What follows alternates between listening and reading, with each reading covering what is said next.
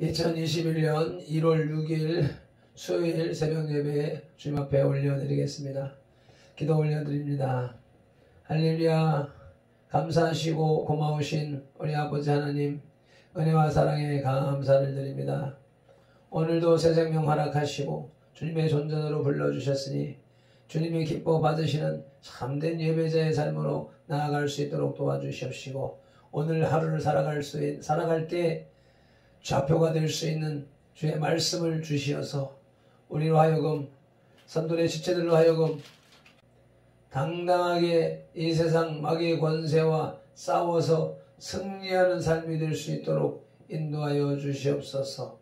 예배의 시종, 하루 일과의 시종을 주님 앞에 맡기오며 예수 그리스도 이름으로 기도드리옵나이다.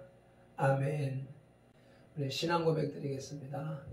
전능하사 천지를 만드신 하나님 아버지를 내가 믿사오며 그 외아들 우리 주 예수 그리스도를 믿사오니, 이는 성령으로 잉태하사 동정녀 마리아에게 나시고 본디오 빌라도에게 고난을 받으사 십자가에 못 박혀 죽으시고 장사한 지 사흘 만에 죽은 자 가운데서 다시 살아나시며 하늘에 오르사 전능하신 하나님 우편에 앉아 계시다가 저리로서 산자와 죽은 자를 심판하러 오시리라. 성령을 믿사오며 거룩한 공회와 성도가 서로 교통하는 것과 죄를 사하여 주시는 것과 몸이 다시 사는 것과 영원히 사는 것을 믿사옵나이다. 아멘. 오늘 우리에게 주시는 하나님의 말씀은 사도행전 12장 6절로부터 8절까지 말씀입니다. 제가 가진 성경은 207쪽에 있습니다. 야고보의 순교와 베드로의 투옥의 두 번째 단락이 되겠습니다. 6절부터 8절까지 함께 합독하십니다. 헤롯이 잡아내려고 하는 그 전날 밤에 베드로가 두 군인 틈에서 두 쇠사슬에 매여 누워 자는데 하수꾼들이 문 밖에서 옥을 지키더니 호련히 주의 사자가 나타나매 옥중에 광채가 빛나며 또 베드로의 옆구리를 쳐 깨워 이르되 급히 일어나라 하니 쇠사슬이 그 손에서 벗어지더라. 천사가 이르되 띠를 띠고 신을 신으라 하거늘 베드로가 그대로 하니 천사가 또 이르되 겉옷을 입고 따라오라 한대. 아멘. 336장 찬송 올려드리시겠습니다.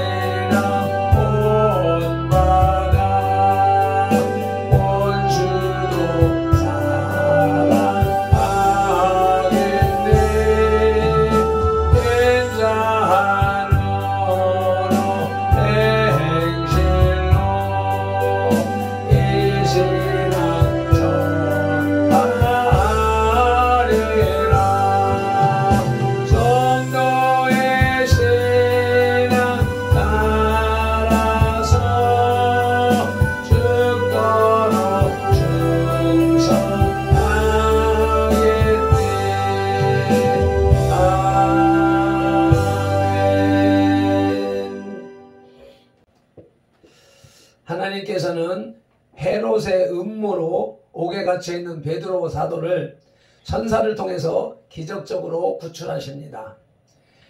헤롯 아그리빠는 자신이 유대교의 율법을 준수한다는 것을 보여주기 위하여 베드로 사도를 유월절이 끝나는 다음날 사형에 처하고자 했으나 하나님께서는 바로 그 전날 밤에 사도를 초월적인 방법으로 구출해 내신 것입니다. 그러므로 베드로 사도를 죽음의 옥에서 구해내신 하나님의 은총은 끝없이 악의 세력과 직면하는 우리에게 확신과 용기와 그리고 교훈을 준 사건이라 할 수 있습니다. 베드로 사도의 구출 이적의 교훈이라는 제목으로 말씀을 상고하겠습니다. 먼저 첫째로 구출하신 시기는 언제인가? 교회가 합심하여 기도할 때였습니다. 사탄은 유대교 지도자들의 방해로는 불같이 일어나는 교회를 억누를 수 없게 되자 이제는 유대 정치 세력의 우두머리인 헤롯 안티파스 대왕을 이용하여 교회를 말살하고자 획책합니다. 당시 헤롯은 정책적으로 유대인의 환심을 사고자 했는데 사탄에게 보기 좋게 이용당한 것입니다. 그래서 그는 교회를 전면적으로 탄압하기 시작했는데 그 결과 야고보 사도가 순교하고 베드로 사도마저 생명이 위태롭게 된 것입니다. 어제 묵상했던 1절로 4절의 내용인 것이지요. 그야말로 교회에 가장 큰 위기가 닥친 셈입니다.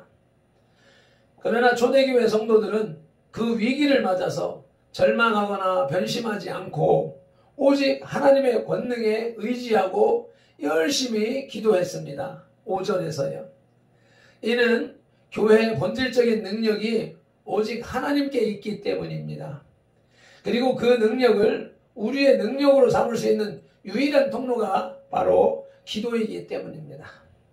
그래서 본문에서 보면 사도 베드로는 성도들이 합심하여 기도할 때에 하나님의 능력으로 구출되고 있습니다. 구출된 시기 두 번째로는 가장 위험한 위기에 직면했을 때였습니다.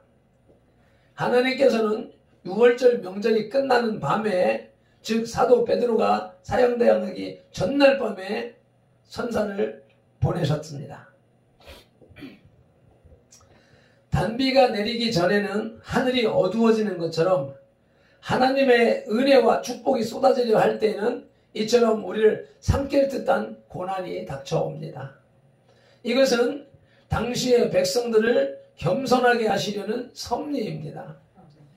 즉 성도들로 하여금 인간적인 수단과 방법을 의뢰하던 습성을 포기하게 하시고 오직 하나님만을 의뢰하게 하고자 하심입니다. 고린도전서 1장 8절로 10절 말씀을 보시겠습니다. 함께 합독하시겠습니다. 주께서 너희를 우리 주 예수 그리스도의 날에 책망할 것이 없는 자로 끝까지 견고하게 하시리라. 너희를 불러 그의 아들 예수 그리스도 우리 주와 더불어 교제하게 하시는 하나님은 미쁘시도다. 형제들아, 내가 우리 주 예수 그리스도의 이름으로 너희를 권하노니 모두가 같은 말을 하고 너희 가운데 분쟁이 없이 같은 마음과 같은 뜻으로 온전히 합하라. 아멘. 하나님께서는 교회가 온전해지게 하기 위하여서 어려움에 크게 달할 때까지 놔두신다는 것입니다.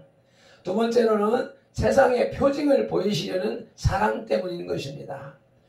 초대교회에 나타난 하나님의 기적의 성격은 오직 그리스도의 복음과 사도들의 권위와 교회의 권능이 모두 하나님께로부터 내려온 것임을 온 세상에 증거하고자 하신 성격임을 기억해야 하겠습니다.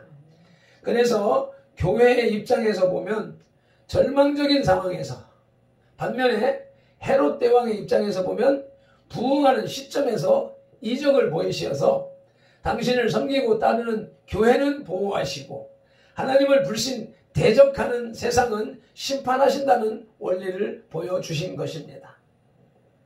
그러나 여기에서 세상으로 하여금 심판보다는 구원을 얻게 하시려는 의도가 짙게 깔려 있습니다. 아멘. 베드로 사도의 구출 이적에서 두 번째로 구출 받을 때의 베드로의 신앙 자세를 살펴보시겠습니다. 구출 받을 때 베드로의 신앙 자세 첫째로는 순교할 각오로 임했습니다. 사도 베드로가 감옥에 갇힌 때는 바로 6월절 기간이었습니다. 요한복음 18장 28절에 그들이 예수를 가야바에게서 관정으로 끌고 가니 새벽이라 그들은 더럽힘을 받지 아니하고 6월절 잔치를 먹고자 하여 관정에 들어가지 아니하더라. 예수님께서 잡히시던 밤과 같은 밤이지요. 바로 주님께서 6월절 어린 양의 예언을 성취하려고 죽음을 맛본 절기였던 것입니다. 베드로 사도는 그 기간 동안에 옥에 갇혀 있으면서 주님의 은혜에 대해서 많은 것을 생각했을 것입니다. 그러므로 그에게는 그 감옥 안의 분위기와 시간들이 사망과 절망의 기간이 아니라 생명과 기쁨의 기간으로 그 의미가 부각되었을 것입니다. 베드로 사도는 주님의 죽으심을 본받아 자신이 유월절 잔치에 또 한 마리의 희생 양으로 하나님과 이웃을 위하여 제물이 됨을 감사했을 것입니다. 이와 같이 그리스도인들은 주님과 교회를 위해 순교를 당하는 상황도 영원한 천국 축제의 일부라고 여길 수 있어야 합니다.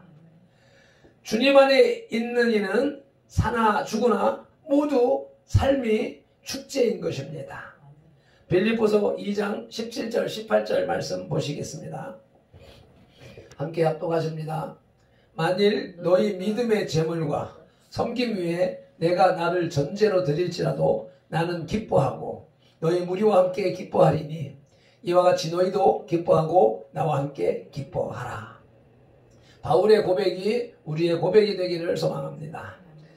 구출받을 때 베드로의 신앙자세 두 번째는 평안한 마음으로 임했습니다. 사형 전날 밤, 이 원문을 깊이 들어가면 사형 당일날 밤이 되는 것입니다.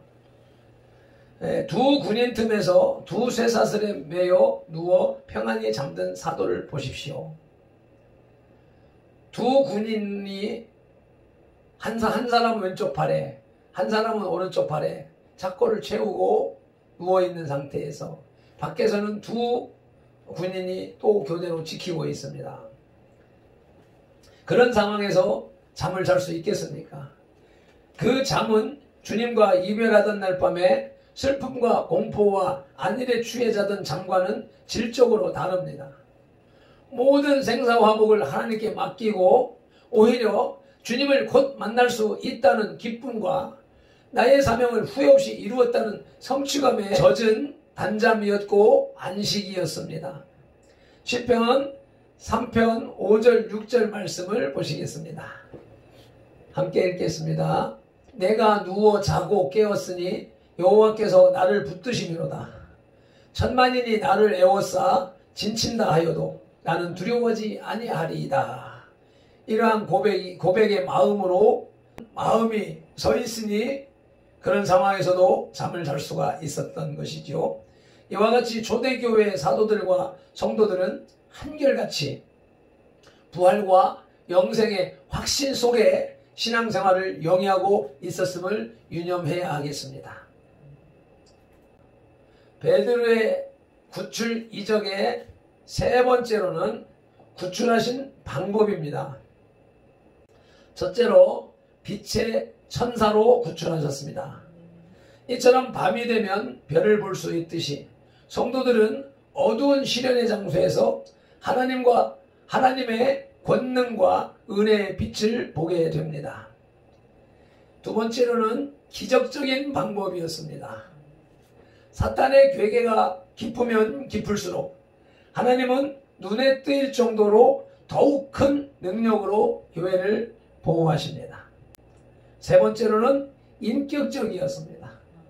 하나님께서는 철저히 자기의 권능으로 베드로를 구원하셨지만 그를 무시하고 일방적으로 일을 처리하신 것이 아니라 친절히 그에게 지도하시고 인도하신 것입니다. 한마디로 그를 전인격적으로 대우하신 것입니다. 아멘. 말씀을 맺겠습니다. 베드로가 옥에 갇히게 되자 모든 성도들은 이를 인하여 간절히 기도하게 되는데 베드로는 평생 잊을 수 없는 놀라운 체험을 하게 됩니다.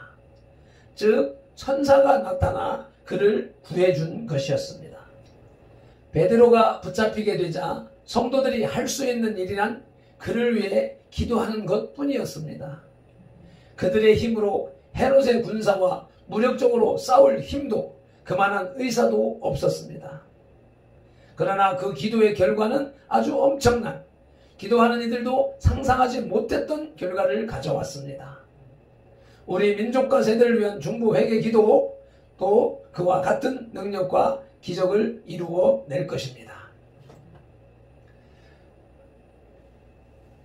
지금 대한민국에 일어나고 있는 사태를 가만히 돌아보아도 역시 우리가 기도하는 것 외에는 다른 방법이 없음을 절감하고 또한 체험을 했습니다.